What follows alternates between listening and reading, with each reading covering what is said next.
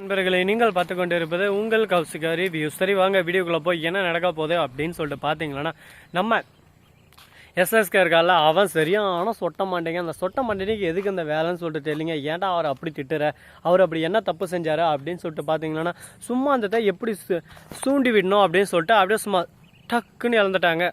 தாட்சாயினியும் மறுபக்கம் நம்ம அஞ்சலி என்ன பண்ணுறதுன்னு சொல்லிட்டு இருக்கிற சமயத்தில் சொத்தை ஒரு வழியாக ஆட்டையாக போட்டாச்சு. இப்போ நம்ம கௌதம் நடுத்தருவில் நிறுத்தாச்சு. அதே சமயத்தில் நம்ம ஜானகி இருக்காங்கள்ல, அவங்களுக்கு மயக்க மருந்து கலந்து கொடுக்க சொன்னாங்களா, அந்த மயக்க மருந்துனால நம்ம ஜானகி இப்போ உயிருக்கே போராடுற நிலைமையில் தள்ளப்பட்டு இருக்காங்க. என்னோட இது ஜானகி உயிருக்கு போராடுறாங்களா? ஆமாங்க, கரெக்டாக நம்ம அஞ்சலி இருக்கால, அவர் இருந்துட்டு முன்விரோதம் காரணமாக அவளுக்கு என்னத்துக்கு மயக்க மருந்து வேறு, ஒரு வேளை அவளை தீர்த்து கட்டுற மருந்தே போட்டுடலாம் அப்படின்னு சொல்லிட்டு மாத்திரையை மாற்றி போட்டு இருக்கா. ஒரு மாத்திரை எக்ஸ்ட்ராவும் போட்டு இருக்கா.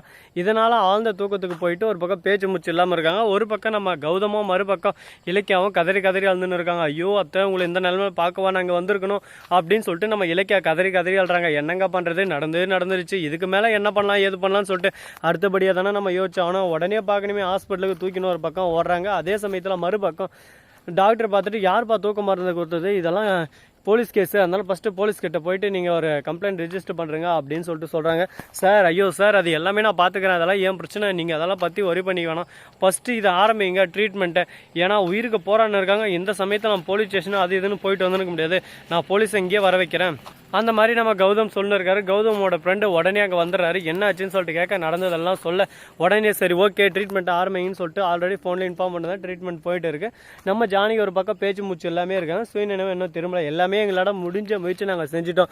இதுக்கப்புறம் தெய்வத்தோட கையில் தான் இருக்குது. இன்னும் 1 ஹவரில் எந்த ஒரு விஷயமும் தெரிய வந்துடும் அப்படின்னு சொல்லிட்டு விஷயத்த சொல்லிடுறாங்க. வீட்டில் என்ன நடந்துச்சு எது நடந்துச்சுன்னு சிசிடிவி கேமரா பார்க்கலாம்னு சொல்லிட்டு சிசிடிவி கேமரா பார்க்குறாங்க. அதில் இவங்க பண்ண அட்டூழியம் எல்லாமே பதிவாயிருக்கு. இதை பார்த்ததும் கோவத்தோட உச்சிக்கு போன நம்ம கௌதம் சும்மா இருப்பாரா? அந்த அஞ்சலியை நான் சும்மா விட மாட்டேன், அவளை இன்னும் கொஞ்சம் நேரத்துக்கு போயிட்டு அடின்னு அடிச்சு அவளை மூஞ்சி கஞ்செல்லாம் உடைக்காம விட மாட்டேன் அப்படின்னு சொல்லிட்டு ஆவேசர உச்சத்துக்கு போயிட்டு அங்கேருந்து போறாரு.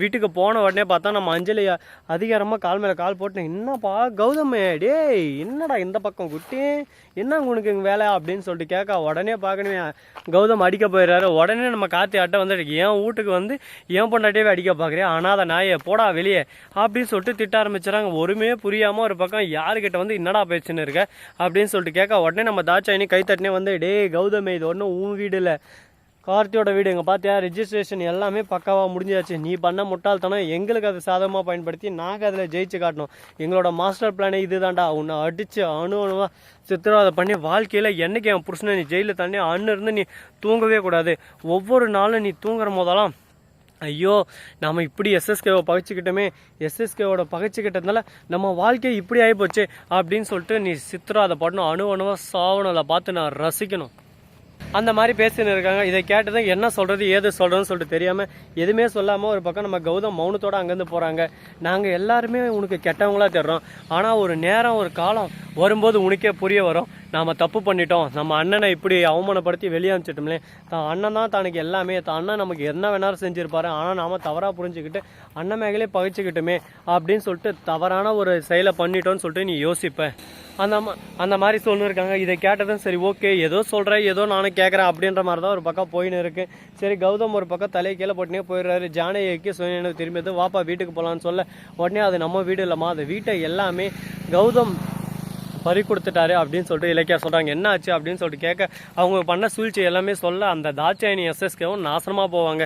இந்த அஞ்சலி கூட சேர்ந்துன்னு இந்த கார்த்தி பையன் இப்படியெல்லாம் பண்ணிருக்கானா, இந்த கார்த்தி பையனுக்கு புத்தி கிடாவா இருக்காது, இந்த சொத்து எல்லாமே அவன் தானே ஆள போகிறான், அப்புறம் என்னமா அவனுக்கு இந்த வீட்டில் ஒழுங்காக இருக்கிறதுக்கு கூட கஷ்டமா, இந்த அஞ்சலியை நான் அப்போவே இந்த வீட்டை விட்டு துரத்திடலான்னு சொன்னேன், கேட்டே இலக்கியா. இப்போ பார்த்தியா நம்ம வீட்டவே ரெண்டாக பிரித்து நம்ம வீட்டவே ஒரு பக்கம் நான் கஷ்டத்தில் தள்ளி விட்டேன், இப்போ என்ன தான் பண்ண போகிறோன்னு சொல்லிட்டு தெரியலையே, நமக்கு இவ்வளோ சோதனை ஒரு பக்கம் வேதனை ஒரு பக்கம் வந்துக்கிட்டு இருக்குது, இதெல்லாம் எங்கே போய் சொல்ல, நம்ம என்ன பண்ண அப்படின்னு சொல்லிட்டு வேதனையில் ஒரு பக்கம் கூனி குறுகி போய் நின்று இருக்காங்க.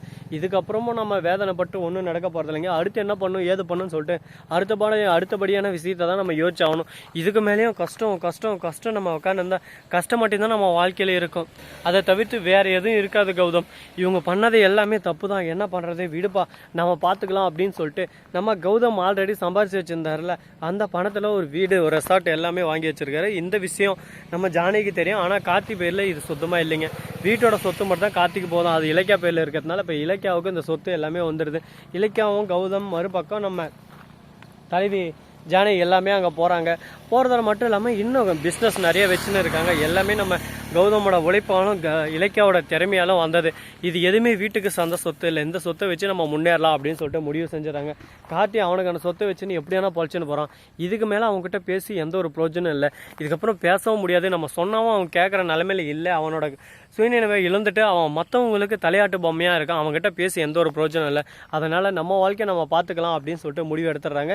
இதுக்கப்புறம் நல்லதே நடக்கும், நல்லதே நினைப்போம்னு சொல்கிற மாதிரி தான் ஒரு பக்கம் நல்லதே நடக்கும்னு சொல்லிட்டு அவங்க வாழ்க்கை பயணத்தை அவங்களே முடிவு செஞ்சுட்டாங்க. அது போல் நல்லதே நடக்குமா நடக்காதா, என்னென்ன பிரச்சனைகளெல்லாம் வரப்போகுது, அதெல்லாம் எப்படியெல்லாம் சமாளிக்க போகிறாங்க அப்படின்ற விஷயத்தை தாங்க இந்த வீடியோவில் பார்க்க போகிறோம். அது மட்டும் இல்லாமல் நம்ம தாட்சாயணி இருக்காங்களோ அவங்க வந்து எஸ்எஸ்கே கிட்ட போயிட்டு எல்லாமே நம்ம சந்தோஷப்பட்ட மாதிரி எல்லாம் நடந்துருச்சு. இப்போ கார்த்தியும் அஞ்சலியும் இந்த வீட்டை விட்டு துரத்துட்டு அந்த சொத்தை நாம் பிடுங்கணும், அதுதான் நம்மளோட அடுத்தபடியான விஷயமா இருக்கணும் அப்படின்னு சொல்லிட்டு எஸ்எஸ்கே சொல்லிருக்காரு. அந்த பிளான் எல்லாமே நான் ஆல்ரெடி பண்ணிட்டேன், நீங்கள் எதுக்கும் கவலைப்படாதீங்க. இப்போதைக்கு இவங்க பேர் மாறிக்கிற மாதிரி ஒரு பாவனை தான் காட்டியிருக்கோம். மற்றபடி ஒரிஜினல் எல்லாமே நம்மக்கிட்ட தானே இருக்குது, இனிமேல் நாம் பார்த்துக்கலாம் அப்படின்னு சொல்லிட்டு ஆடாமல் ஆடுகிறேன் ஓடாமல் ஓடுகிறேன்.